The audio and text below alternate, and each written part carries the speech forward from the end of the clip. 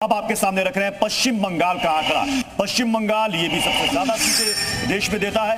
यहाँ पर हमारी एआई तकनीक से एग्जिट पोल क्या कह रहा है वो आंकड़ा आपके सामने हम रख रहे हैं। देखिए बंगाल के आंकड़े क्या है, क्या ये बाकी एग्जिट पोल की तरह या उससे अलग है?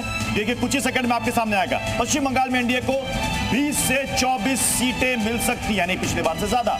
इंडिया अलायंस के खाते में सिर्फ एक सीट जाती हुई नजर आ रही है। पश्चिम बंगाल में 16 से 22 सीटें अन्य दलों को मिल सकती है। टीएमसी से ज्यादा सीट एनडीए को मिल रही है पश्चिम बंगाल में। अनुराग बिल्कुल, प्रत्युष लौटेंगे आपके पास। शहजाद लीजिए, आ गई आपकी बारी। आप थोड़ा सा अधीर हो गए। मैंने अधीर रंजन चौधरी नहीं कहा, मैंने सिर्फ अधीर कहा है। अच्छा शहजाद, ये पश्चिम बंगाल के जो आंकड़े हैं ये वाकई चौंकाने वाले हैं, क्योंकि पश्चिम बंगाल को लेकर खुद प्रधानमंत्री मोदी ने कहा था कि सबसे बड़ी विक्ट्री हमारी यानी कि बीजेपी की और एनडीए की वहीं से होने वाली है। कल के एग्जिट पोल और अब हमारा एआई एग्जिट पोल भी लगभग एक सी तस्वीर पेश कर रहा है।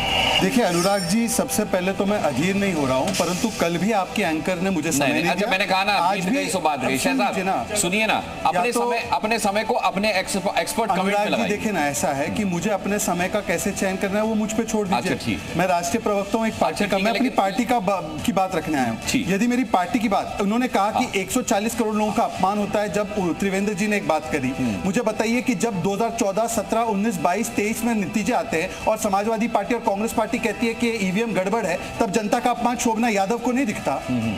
तो ये आप नहीं पूछेंगे, मुझे पूछने का अवसर दीजिए। अब जो भी है मेरी बात पूरी हो जाने दीजिए। करिए। अभी एआई का जो इन्होंने सर्वे करवाया, जो भी आपने करवाया, अखिलेश जी ने तो 79 आउट ऑफ 80 बोला। फिर भी आपके एआई के सारे प्रयासों के बाद अगर 22, 26 आ रही है, पूछ लीजिए भाटी जी से, वो संतुष्ट है इससे? जब इतना बढ़ाने के बाद भी ये भाटी जी स्वयं संतुष्ट नहीं है, पर शोभना जी उसमें मॉरल विक्ट्री देख रहे। शोभना जी और शोभना जी का अधिकार है सवाल पूछना। शोभना जी का अधिकार है सवाल पूछना।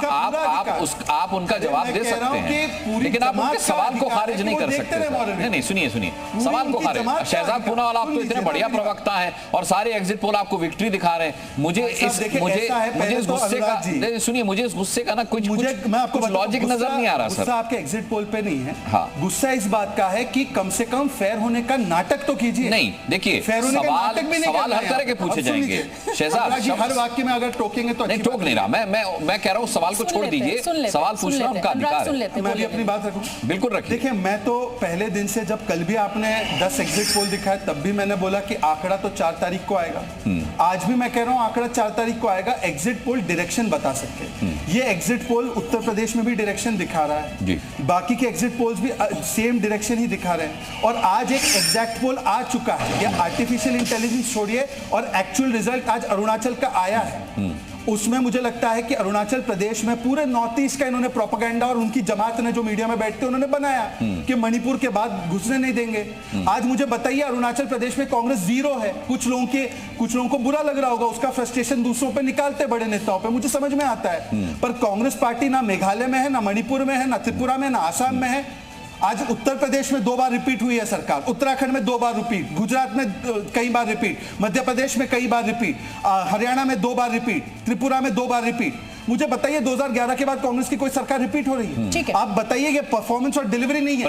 जनता अगर बीजेपी को वोट करे तो दिग्भ्रमित हो गए। एक बात बताओ शहजाद, इस प्रकार से जो एमवाई फैक्टर से, एक बात बताओ शहजाद, ये बात आप गुस्से की बजाय मुस्कुराते हुए कहते तो ज्यादा इम्पैक्टफुल होगी।